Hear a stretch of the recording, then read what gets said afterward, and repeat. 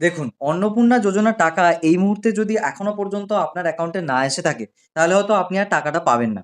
হ্যাঁ, বন্ধুরা ঠিকই শুনেছেন। কারণ সরকার কিন্তু ৬ টি কারণের জন্যে কিন্তু অন্নপূর্ণা যোজনার কিন্তু টাকা কোনো উপভোক্তার ব্যাংকে পাঠাচ্ছে না। সেই বিষয় নিয়ে কিন্তু আজকে পুরোপুরি জানবো যে কাদের টাকা আসবে না, আগস্ট মাসে কারা পাবে না, ঠিক আছে? সবটাই কিন্তু জানিয়ে দেবো আজকের এই ভিডিওর মাধ্যমে। এবং অন্নপূর্ণা যোজনা নিয়ে যা লেটেস্ট আপডেট আছে সবটাই কিন্তু আপনারা জানতে পারবেন এই ভিডিওর মাধ্যমে। সুতরাং বন্ধুরা ভিডিওটি একেবারে শেষ পর্যন্ত দেখবেন, কোনো তথ্য মিস করবেন না।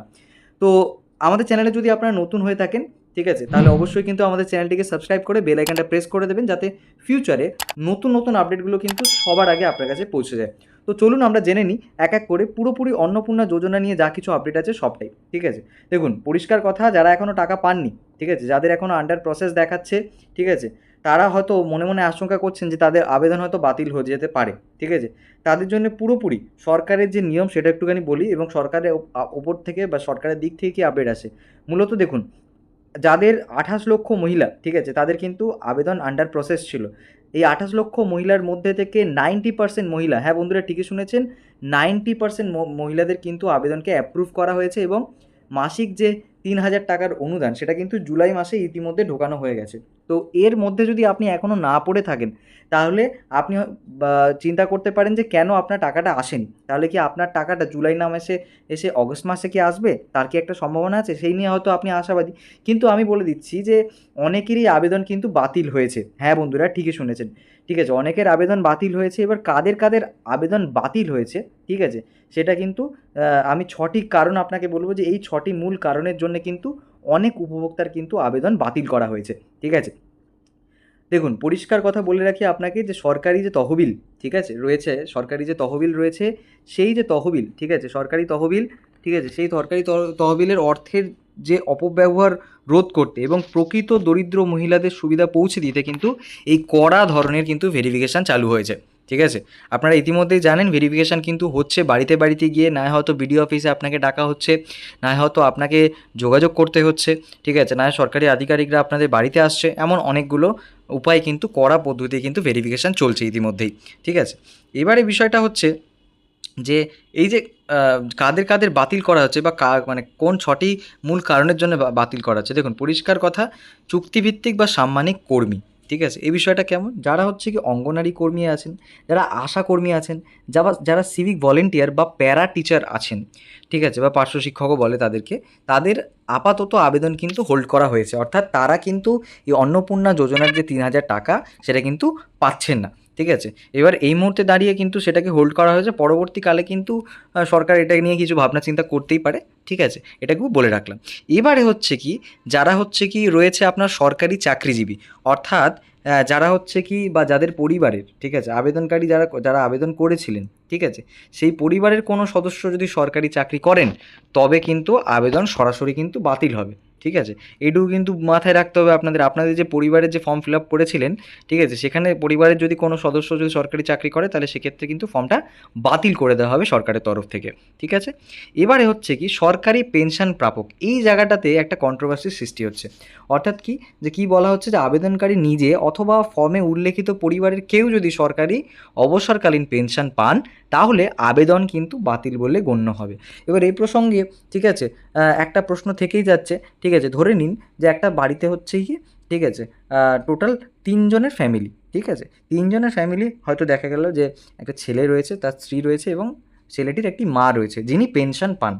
কিন্তু এবারে উনি পেনশন পান বলে, ঠিক আছে, হয়তো পেনশনের টাকাটা বৌমাকে দেন না। তাহলে বৌমার কী দোষ? উনি কেন টাকাটা পাবে না?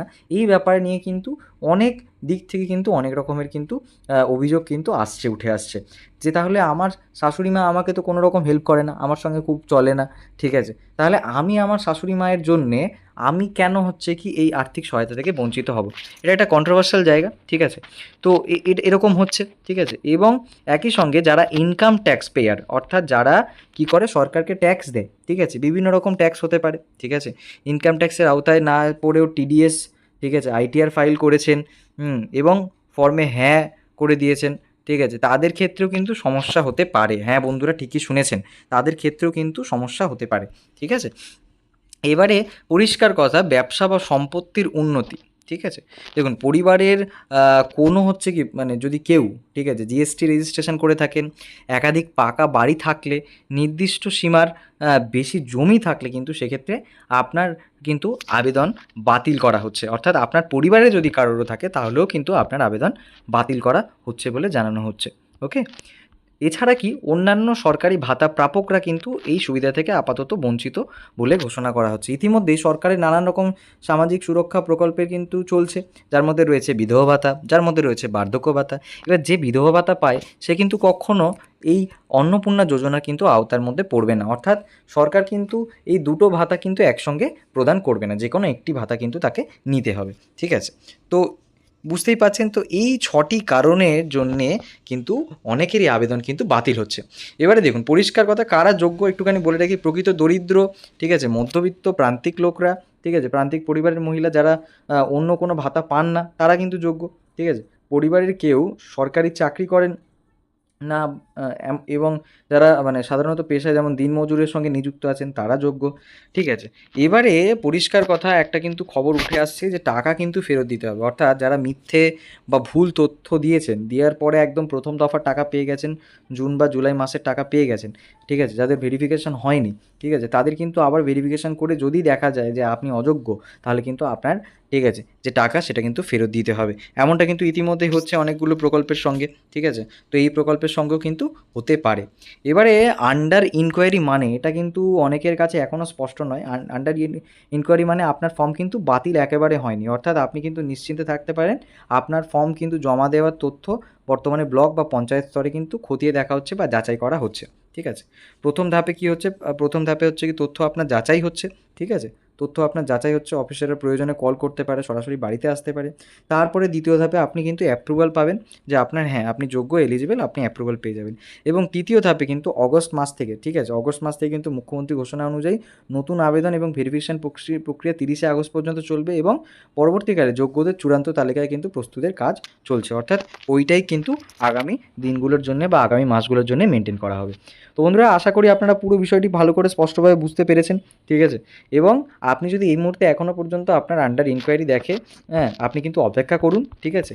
এবং যদি আপনি মনে করেন যে আপনি এই 6টা কারণে অন্তর্ভুক্ত, তাহলে কিন্তু আপনি ধরে নিতে পারেন যে আপনার টাকা কিন্তু আর আসবে না। ঠিক আছে?